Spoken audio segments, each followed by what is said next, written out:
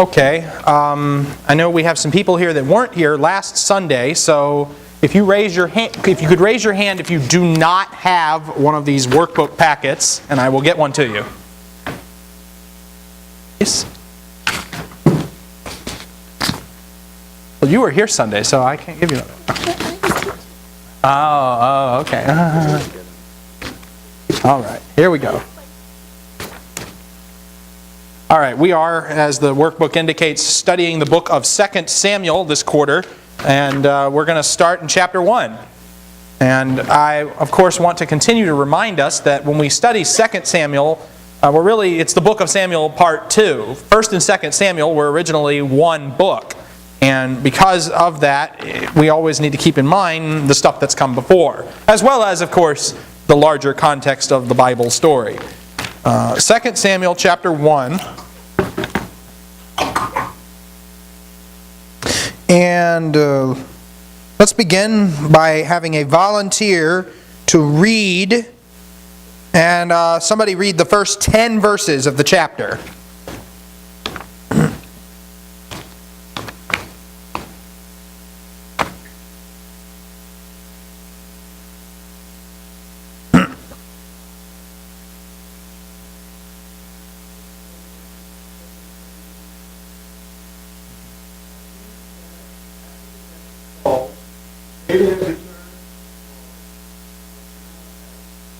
David stayed 2 days. On the third day, man came close to him, dead.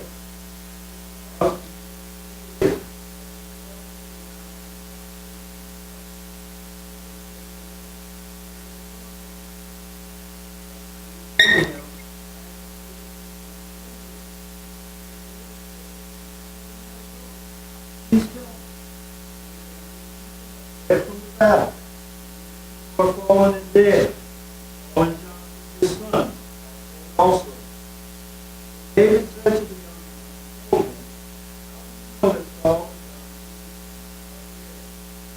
the young man, told him, I haven't the chance to be baptized. There was Saul.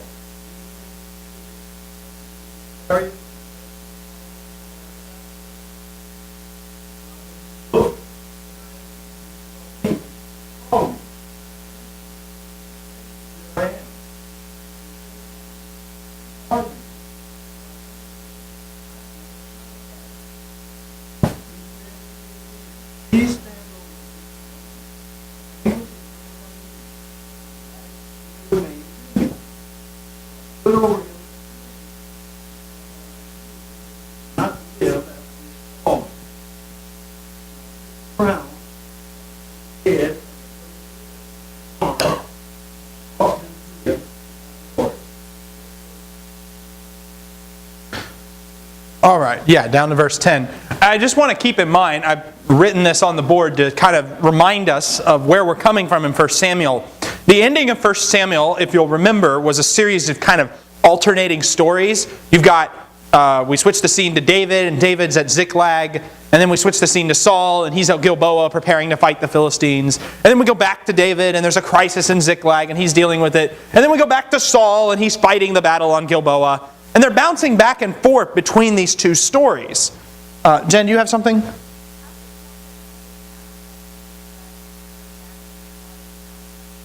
Yeah, well, we're going to get to that. That's where I was going. What was David, first of all, what was David doing in Ziklag? Did anybody remember? It was his city, but why was it his city? Because he was working for the Philistines. Ziklag was a city that the Philistines gave to David as kind of a reward for helping them out for various things, which itself is, all manner of questionable. David's working for the Philistines because Saul's driven him out of Israel. And Saul's preparing to fight the Philistines. David almost goes to that battle, but the lords of the Philistines, the 5 major lords of the Philistine cities say, no, you can't come to battle. We don't trust you. We think you're going to become a 5th column within our ranks. We think you're going to try to put a stop to us. And so what winds up happening is David is rejected by the Philistines from the battle. He goes back home to Ziklag, and everything is right and well in Ziklag, right? No? Well, what was going on?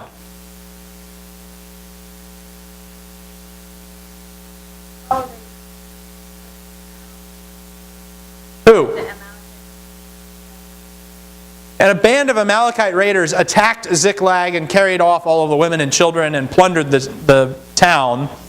And so David, he and his men go on a kind of a rescue mission, and they go and they defeat the Amalekites, and they kill all of them, and they bring back the wives and their children, and they restore their city. And thankfully, none of their wives or children are missing. According to 1 Samuel 30 and verse 19, nothing of theirs was missing, whether small or great, sons or daughters, spoil or anything that they had taken for themselves. David brought it all back. And then we switch to 1 Samuel 31, and Saul has his battle going on. And how does Saul's battle go down? Badly. How badly? Saul was killed by who? So Saul gets killed by his own sword in 1 Samuel 31. He wants his armor bearer to kill him. His armor bearer won't do it, so he falls on his own sword, and he's mortally wounded, and that's why he takes his life in the first place, because he says he doesn't want the uncircumcised Philistines to make sport of him. Well, then we get to 2 Samuel chapter 1, and if we're reading these as one book, this is, the story's continuing. Just imagine, how I always complain about chapter divisions? Just pretend this book division isn't there for a minute. And read this in light of 1 Samuel chapter 31.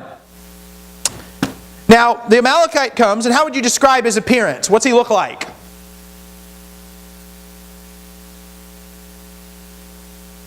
He's dirty. He's very unkempt. Does his appearance remind us of anything we've seen before?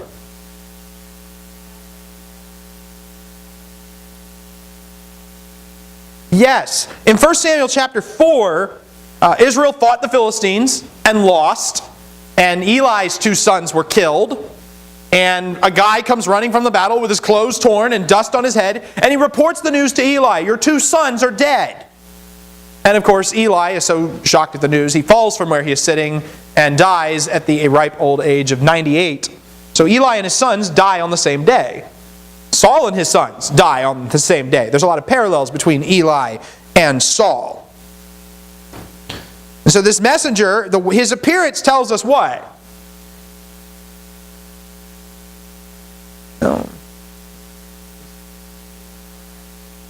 No, yeah, his appearance tells you he's coming with some bad news. He's not coming to tell David that Israel just won the battle. He's coming to tell them that they lost. I do think it's kind of interesting to note, we don't know exactly where Ziklag was. We know it was somewhere in southern Judah. We know that Gilboa is about 18 miles to the southwest of the Sea of Galilee, which means no matter how you slice it, this guy's got to run like 80 miles to get to David, which is a little strange, but he had to run a good distance to get there. He's escaped from Israel. He brings news that Saul and Jonathan are dead. And how does he know this information? He said he was there. Okay, all right. Anybody notice anything about the way he reports Saul's death? The Amalekite claims to have killed Saul. Now, of course, this is one of those famous Bible contradictions. So let's ask this question. Why does 1 Samuel 31 differ from 2 Samuel 1? Because the Amalekite was lying? There are actually some attempts to harmonize them. If you read Josephus, he has a whole elaborate story about how Saul tried to fall on his sword and failed, and the Amalekite shows up and finishes the job for him. That seems kind of implausible. More likely is that the Amalekite was lying. Now, why would he lie about something like this? He thinks he's going to get on David's good side, right? It's not that he's not sincere. He is sincere about getting a government job. That's the idea. He has an agenda for himself. What? He can work in Israel's DMV? Okay. All right, well, what's going on? He sees Saul, he happened to be on Mount Gilboa by chance, verse 6. He sees Saul leaning on his spear. In verse 8, he reveals that to David that he's an Amalekite, which probably not a good way to get into David's good graces in the first place, since David just came from punishing the Amalekites, but ransacking his hometown. And Saul orders the Amalekite to kill him and put him out of his misery. The Amalekite complies. He kills Saul. He takes the crown. He takes the royal bracelet. He brings them to David. Why would he bring these things to David? Because he has this idea that David's going to be the next king. You can see his motive here in why he would tell it. It's very self-serving. Now, how did he get the crown and the bracelet? Well, he must have been at the battle. Perhaps he came to rob the graves afterwards. We don't know. Honestly, the simplest solution is the one that requires the fewest assumptions, which is that he's lying. And it's really kind of an interesting twist here. He lies to get an advantage. Does it work? Well, let's keep reading. Somebody read verses 11 through 16.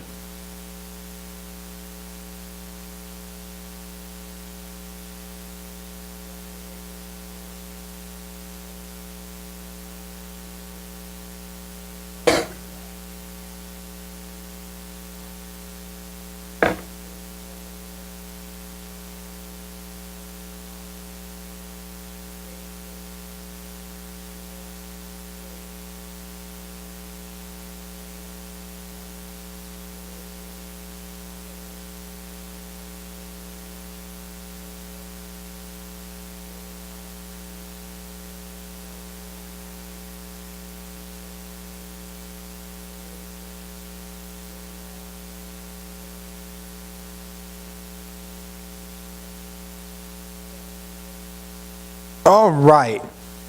Now, first of all, how does David respond to the news of Saul's death? He mourns him. Why? He was God's anointed. Yeah?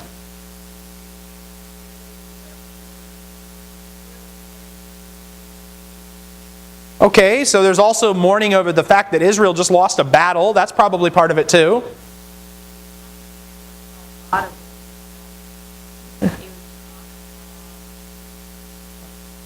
Right, Saul's his father-in-law. He actually does care about Saul, apparently. Keith, did you have something?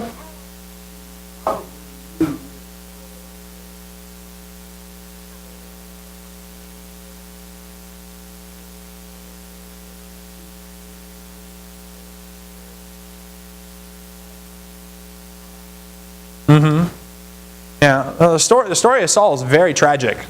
Right, a lot of sad things, and David's not rejoicing over this, even though this is the guy that tried to kill him. This is the guy that was seeking his life. A natural instinct is to be relieved. Saul's not going to chase me anymore. He's not going to try to kill me. But that's not how David handles this. David tears his clothes, he weeps, and we're going to see later in the chapter there's a kind of a song of lamentation that he writes as well. It's instructive about how we respond towards people who are unfavorable toward us. It's a class case example of what it means to love your enemies. Now, of course, there's another factor too, of course. Saul isn't the only person that died, was he? Who else died?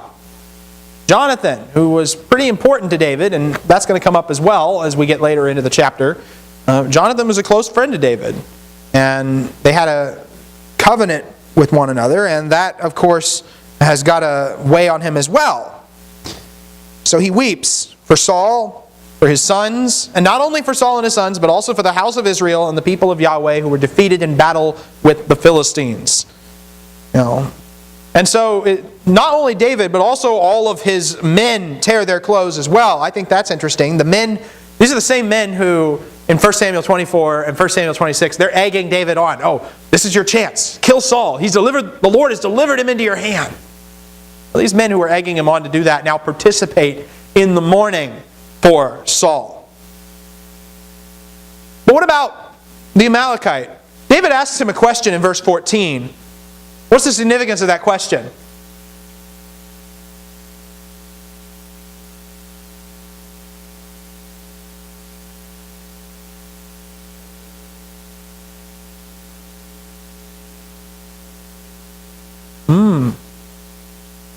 Fighting the Lord's anointed. Why does he ask that? What's so big a deal about being the Lord's anointed? What? Okay, David's the Lord's anointed too, so there's kind of a do unto others as you would have him do unto you thing going on.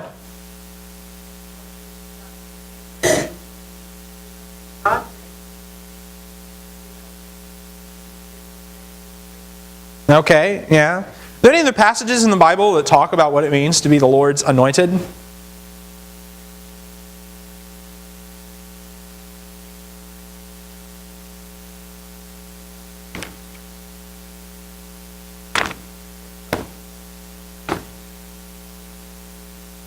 All right. What about earlier in Samuel? Has this topic ever come up before? Did this topic ever come up in 1 Samuel? I'm sorry? David. Okay, yeah. And there's on two separate occasions, that's the excuse that he gives for not killing Saul. In 1 Samuel 24 and 1 Samuel 26, the rationale he uses, he says, is who can strike their hand, who can lift up their hand against the Lord's anointed and be without guilt? No one.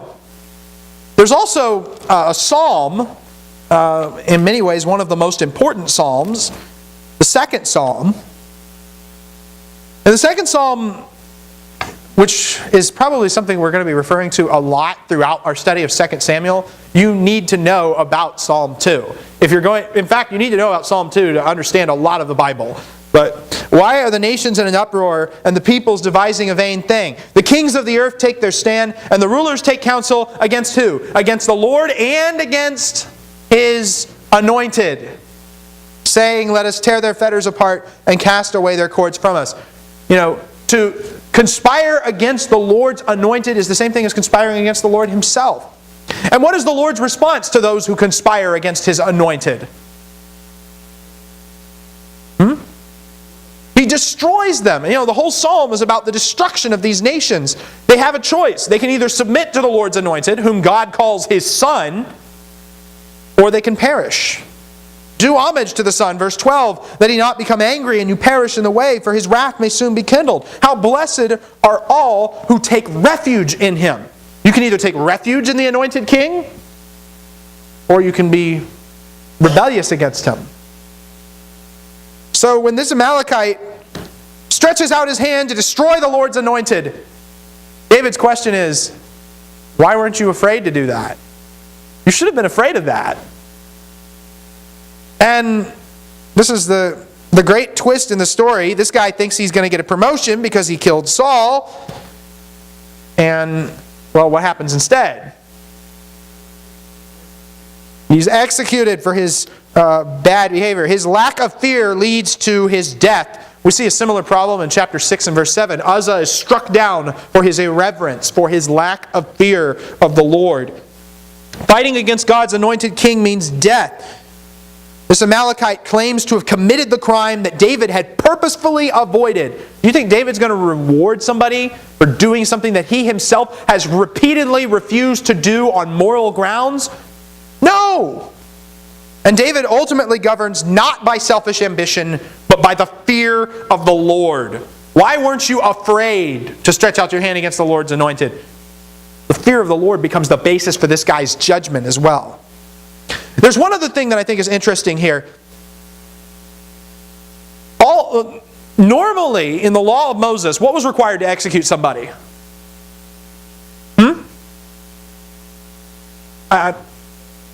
Two witnesses, yes. 2 or 3 witnesses. By the mouth of 2 or 3 witnesses, you put someone to death. Deuteronomy 17 in verse 6.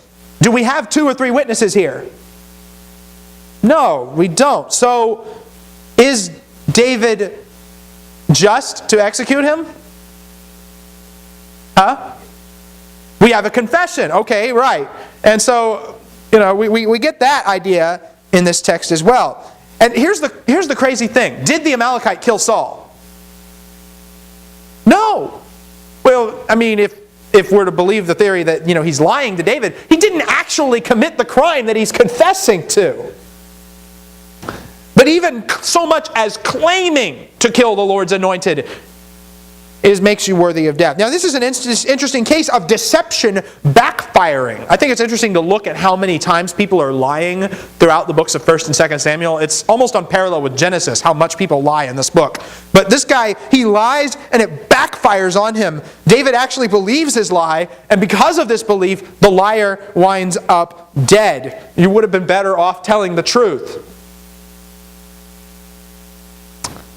Now, if a murderer confesses to a crime outright, no witnesses are needed. The Amalekite's own mouth testifies against him. There's actually a similar logic used in Matthew 26. Whenever Jesus is on trial, they can't get two witnesses to agree. So Jesus makes a statement that gets them to accuse him of blasphemy. And Caiaphas' words are, "You've heard the testimony from his own mouth. What further need do we have of witnesses?" Well, we don't need witnesses because we have a confession. Killing God's king means death. Claiming to kill God's king means death. It's a serious crime, punishable by death. What is that? Yes, Jen? I'm sorry?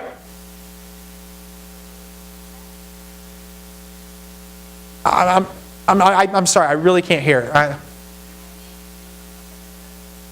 I guess you would. Yeah, you would need two people to witness the confession. Thank you. I'm sorry. Can't hear. Killing God's anointed king, or claiming to kill God's anointed king, means death. You know, what does that say about those who killed Jesus? What implications does that have? I mean, Jesus is the anointed one. He is the Messiah. That's what the word Messiah means. How much more must our fate be? When we look at this Amalekite's fate, we're looking at ourselves ultimately. And we're looking at what we deserve for having behaved in such a way that the Lord's anointed one was put to death. We sin against our Lord, we crucify again the Son of God and put him to open shame. It's not just a historical incident. It is a historical incident, but it's so much more than that too. It tells us something about where we fit into the big picture. And the question we have is, are we going to continue boasting in the things that put the Lord Jesus to death? Or are we going to pursue the path of righteousness? Are we going to submit ourselves to the authority of the Lord's Christ? Now that's just a thought to... He did. That's true. Jesus, we are fortunate that we have mercy as well. With this Amalekite, he doesn't get the second chance. We're looking at what we deserve. Thanks be to God that we do not get what we deserve. He doesn't know what he's getting into. I mean, it's kind of interesting. He doesn't really know what he's doing. Jesus' oppressors didn't really know what they were doing. They didn't grasp the full implications of what they were doing when they put him to death on the cross. Peter says throughout Acts, you acted in ignorance, but we're offering you a chance to repent now. This guy, he's not... he's boasting about it because he thinks he can use this for his own advantage and his own gain. It doesn't work that way, though. Now, okay, so that brings us down to verse 16. Anybody else got any thoughts or things they want to share? This last hanging questions you feel like we haven't covered? All right. Verses 17 through 27 are the special lament that David writes on this occasion. Can I get a volunteer to read verses 17 through 27?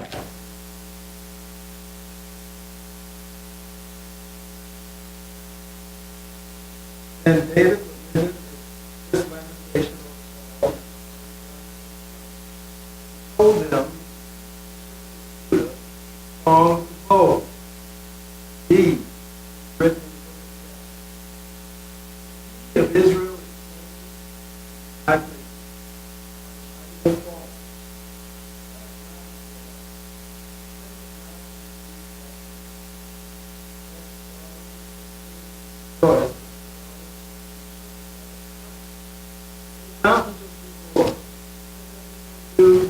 or rain upon you. Field of the mighty is cast away. Out of the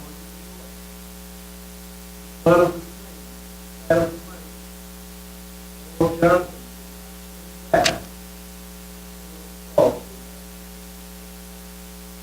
Saul and Jonathan loved each other.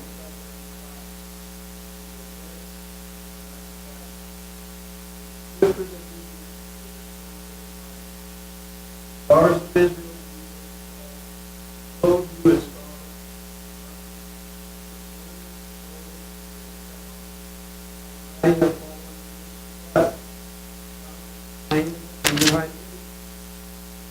as very pleasant up to passing above Almighty the Father. All right.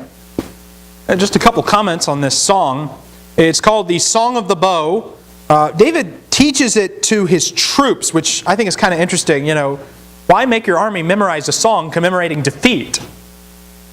You know, in some ways this is part of their training. They need to remember the loss to pagans and the Philistine taunts, as well as the songs of victory and the sting of defeat. They need to remember the sting of defeat.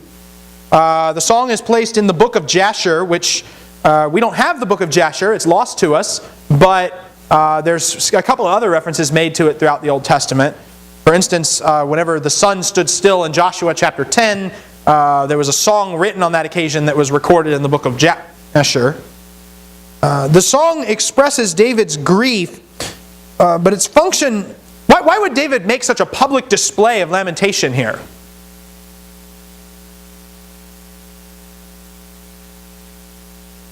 Why not just grieve in silence? Why make this so out in the open?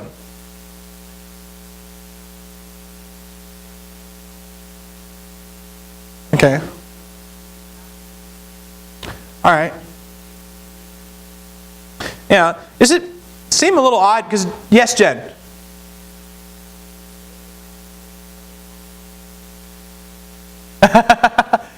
Read the Psalms, you'll see David's a very emotional person, right? Yeah. Is there any political advantage to be gained by what he's doing here?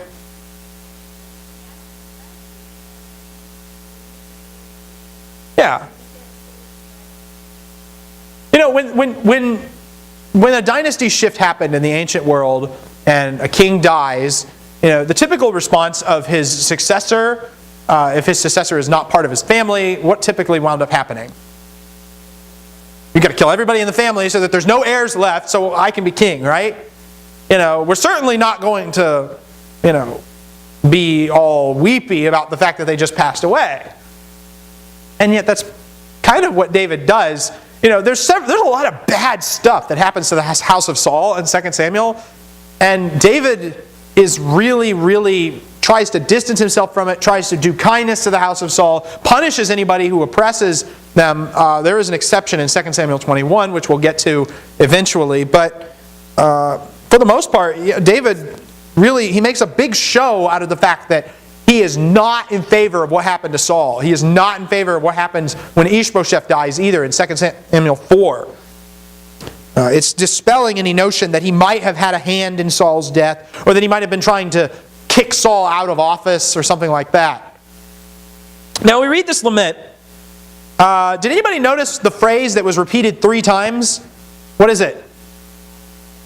How the mighty have fallen. Yes. All right. You know, it's the term mighty ones is actually used 5 times in the song, but 3 times he says, how the mighty have fallen. And another thing to note, there's 2 groups of people that are contrasted in this song. Who are they?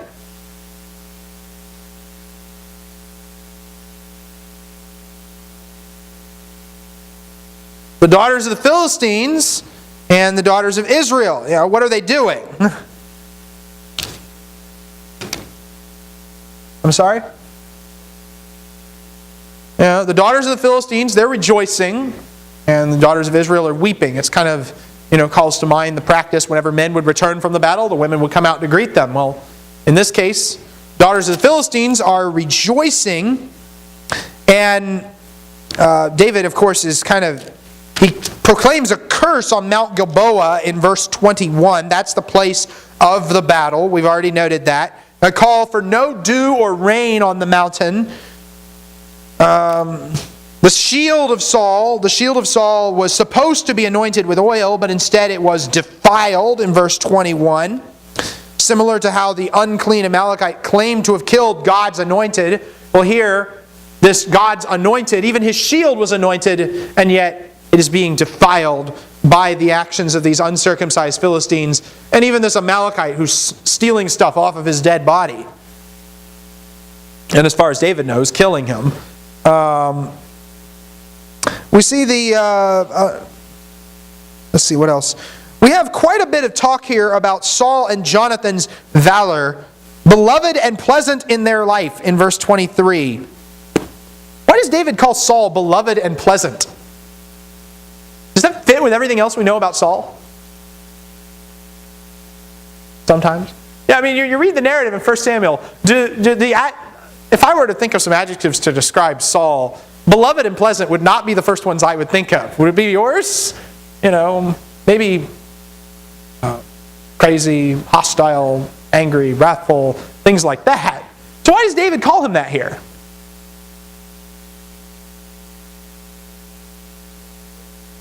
I'm sorry? It's not good form to insult the dead? Yes, Jen?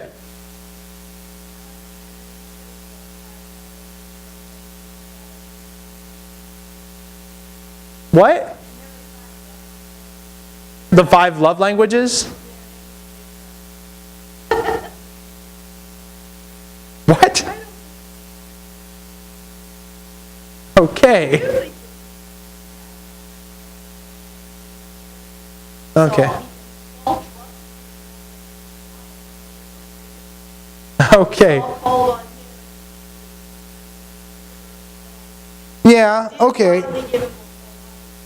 Right, I mean, it's definitely kind of you're definitely spinning Saul's life a little more positively. It wasn't at all bad. The problem, of course, is that Saul went crazy. He was tormented by an evil spirit from the Lord, and he's a deeply conflicted character in a lot of ways. Because one day he wants to do the right thing, and the next day he wants to do the wrong thing, very wrongly. He spares his enemies and his detractors in 1 Samuel 11, and yet he murders the priests of Nob for an imagined slight in 1 Samuel 22. So, he's kind of the most vacillating character in a lot of ways. Jonathan is a good guy. That's true. He also, kind of pleasantness by association. Saul and Jonathan, beloved and pleasant in their life. We can associate him with Jonathan, and so that makes him a little better. I mean, if it wasn't for Saul, there wouldn't be a Jonathan. So there's something good that he did. They were not parted. Now that's a positive spin on something that we saw in 1 Samuel 28, when Samuel prophesied that, you and your sons are going to die tomorrow. You're going to be with me. Saul and Jonathan will die in the same day. Samuel's not speaking pleasantly about that. And yet in David's lament, he says it's appropriate that these men who fought alongside each other so often should also die alongside each other. David graciously allows Jonathan's character to color Saul's at this point. He describes them as mighty, swifter than eagles, stronger than lions. Daughters of Israel weep over Saul. It's kind of interesting. It says that he clothed you luxuriously in scarlet and put ornaments of gold on your apparel. I don't know of any place specifically where it says Saul did that. He brought prosperity to their daughters. It's kind of the opposite of what Samuel warned him about in 1 Samuel 8, where Samuel says, your king is going to tax you, he's going to steal your children and make them do things for him, he's going to take the best of your land and the best of your produce. But apparently Saul is viewed as helping out their economy somewhat here. We get to verses 25 and 26. Jonathan is slain in your high places. I am distressed for you, my brother Jonathan. You have been very pleasant to me. Your love to me was more wonderful than the love of women. What does that mean?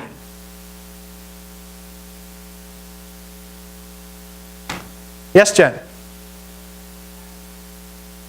You were a really good friend, yeah. There, of course, there's an obvious abuse that people have inflicted onto this text and onto David and Jonathan's relationship in general. Hang on, I have a note on this. The friendship between David and Jonathan makes this whole incident a personal blow for David as well. And, they should have, because what should David and Jonathan have been? Should they have been friends?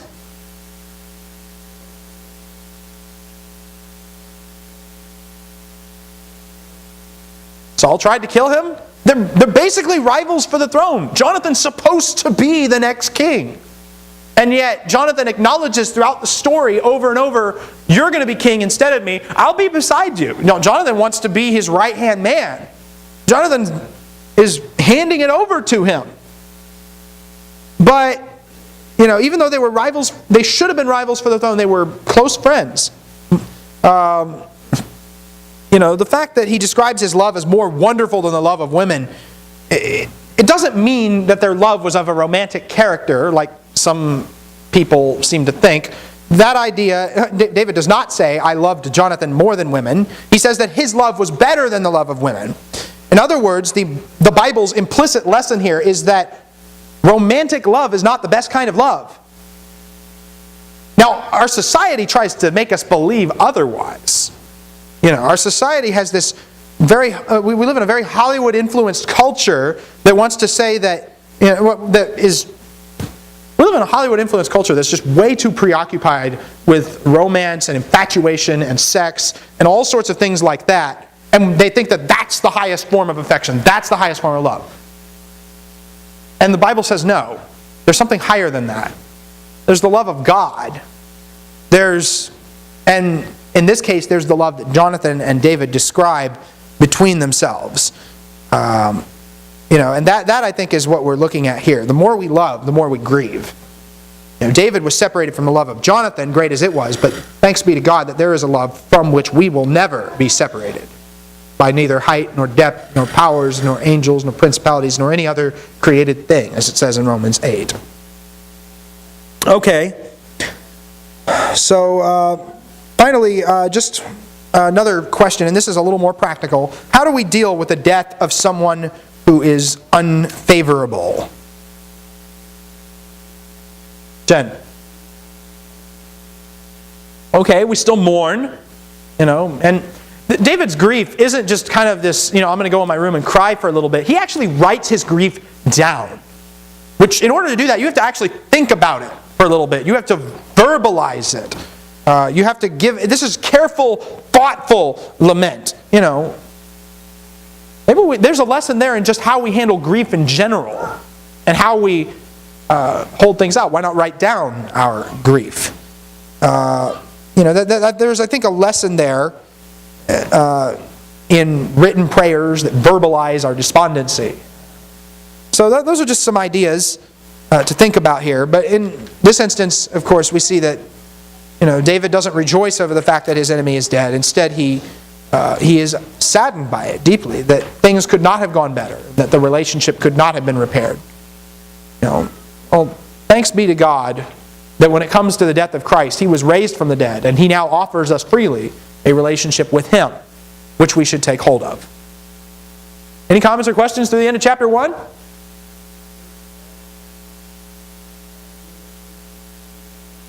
Amen. Yes.